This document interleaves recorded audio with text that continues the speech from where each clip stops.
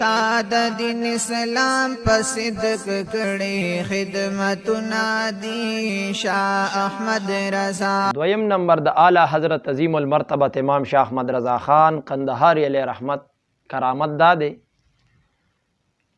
او ستام ډیره مهرباني چې موږ له دومره وخت راکو چې موږ ته د اعلی حضرت صاحب کرامت بیان کا او د دیوبندیانو د اکابرینو خباستونه او د گمراهۍ نه ډک عقاید راته بیان کا.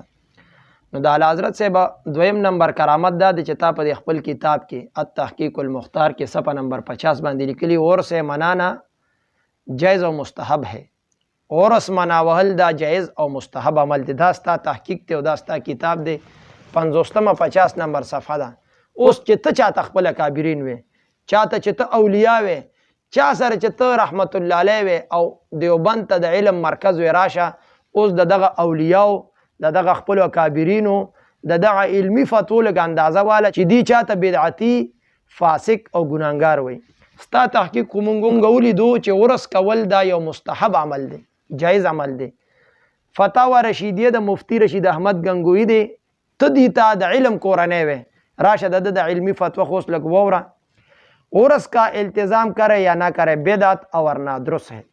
اورس کا ته التزام کیو کنه کې دا بدعت او یو ناجایز او درست عمل نه دی او مخکې لیکلی دا د ګناه عمل دی.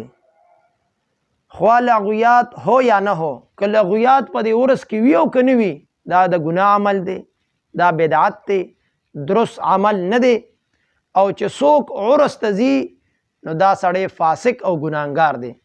او ستا تحقیق دا دی چې ورس کول مستحب عمل دی. ستا د هغه کابرینو چې ته ورسره رحمت الله علیه وې علمي فتوی ورته وې هغوی وایي دا بدعت دی ته وایې دا مستحب دی ته وایې جایز دی دی وایي دا ګناه ده ته وایې تلل ورته جایز دی دی وایي چې څوک دی دا ګناهګار دی. دا فتوی خو ستا په سر باندې انبار شوې هغه جدا خبره ده چې د دې دا فتوی صحیح دی او که غلطې دي زمونږ په نیز باندې خدا مونږ دا خلک منو نه نو د دې فتوی به څنګه ومنو. ته ورته اولیاء وې ته ورته علمي کورنۍ وې ته ورسره رحمت الله علیه وې د دې دا فتوا چې بدعتي دا خو ستا په کتاب او پتا باندې انبار شوه. د دې دا فتوا چې څوک ورسته دي دا سړی فاسق دی ګناهګار دی دا خو په ستا سر باندې انبارېږي. دا د اعلی حضرت صاحب کرامت دی چې مونږ اوس ستا دې کتاب ته متوجه شو چې ستا هغه د اکابرینو علمي فتوی چې ته ورته علمي فتوی وې هغه ستا په کتاب او ستا په سر باندې انبارو. حالان کې مونږ خدا خلق نه منو ځکه د دې ډېرې ګندا قاید دي او هغه هم په دې کتاب کې شته هم په دې 274 صفحه باندې لیکلي جو شخص صحابہ کرام میں کسی کی تکفیر کرے وہی کم کس چې نعوذ باللہ د صحابو تکفیر کو صحابو ته چې نعوذ باللہ چا کافران وي وی دا انسان د اهل سنت و جماعت نه خارج نه دی. دا ستاسو د دې د علم د کورنۍ دا فتوی دي دا ستا هغه کابرین دي چې ته ورسره رحمت الله علیه وې دا هغه ستا کابرین دي چې ته وې زه اولیاء بولم دي د صحابو باره کې داسې عقیده او نظریه ساتي.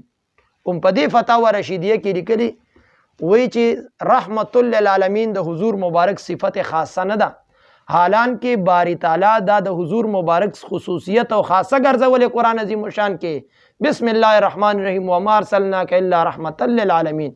او دا صاحب رشید احمد گنگوهی لیکلی چې ستا مشران دي ستا کابرین دي ته ورته اولیاء وې ته ورسره رحمت الله علیه وې دی وایي دا د حضور مبارک صفت خاصه نه ده. او زه په دې باندې بیا حواله جات ویم چې په تذکرة الرشید کې امداد الله مهاجر مکی ته دی خپل رحمت للعالمین ویل ځکه وایي دا د حضور مبارک خاصه نه ده دا د علماء دیوبند خاصه ده. او دا به زه په دې باندې نور حوالې درته ویم ان شاء الله تعالی. دا د اعلی حضرت صاحب کرامات دي چې مونږ یې ستا کتاب ته متوجه کړو.